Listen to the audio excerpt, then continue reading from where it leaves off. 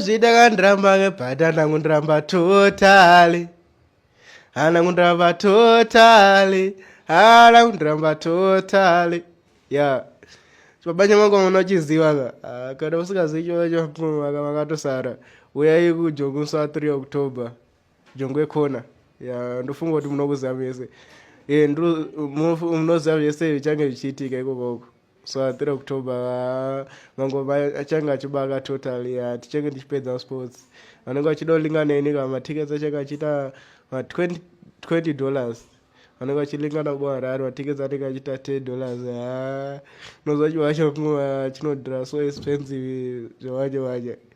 Men with the movement. Tichange tichivakovedza nemangoma.